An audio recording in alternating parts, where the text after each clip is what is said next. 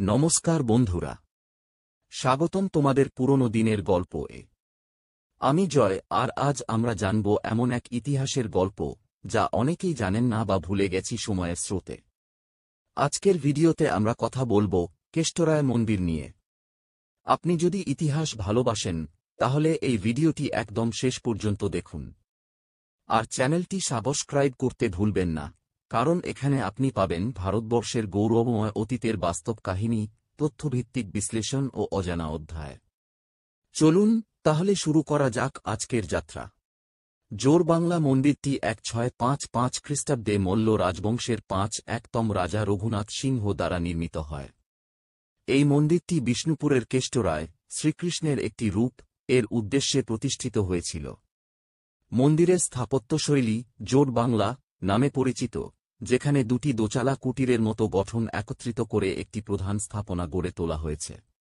এটি বাংলার ঐতিহ্যবাহী চালা শৈলীর একটি উৎকৃষ্ট উদাহরণ।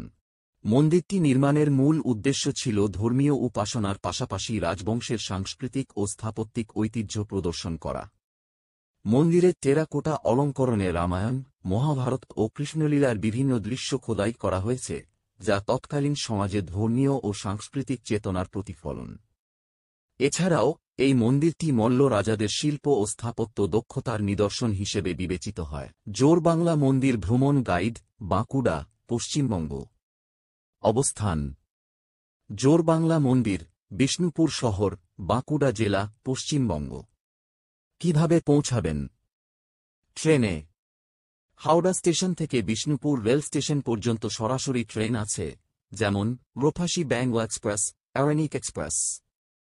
বিষ্ণুপুর স্টেশন থেকে মন্দিরটি প্রায় 2 কিমি দূরে, রিকশা বা অটোতে সহজেই পৌঁছানো যায়। বাসে। কলকাতা বা বর্ধমান থেকে সরাসরি বিষ্ণুপুরগামী বাস পাওয়া যায়। নিজস্ব গাড়িতে 2 ধরে বর্ধমান হয়ে বিষ্ণুপুর পৌঁছানো যায়। ভ্রমণের উপযুক্ত সময়: অক্টোবর থেকে ফেব্রুয়ারি পর্যন্ত আবহাওয়া ঠান্ডা ও আরামদায়ক থাকে। মন্দির দর্শনের সময়: সাধারণত সকাল 8টা থেকে সন্ধ্যা 6টা পর্যন্ত খোলা থাকে, তবে বিশেষ অনুষ্ঠান বা সরকারি ছুটিতে সময় পরিবর্তিত হতে পারে।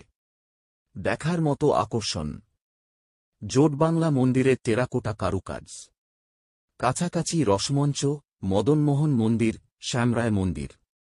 বিষ্ণুপুরের বিখ্যাত তাঁতির শাড়ি ও হস্তশিল্প। খাবার: বিষ্ণুপুর শহরে প্রচুর স্থানীয় রেস্টুরেন্ট আছে। আপনি চাইলে বাঙালি খাবার যেমন মাছ ভাত, পোস্ত উপভোগ করতে পারেন।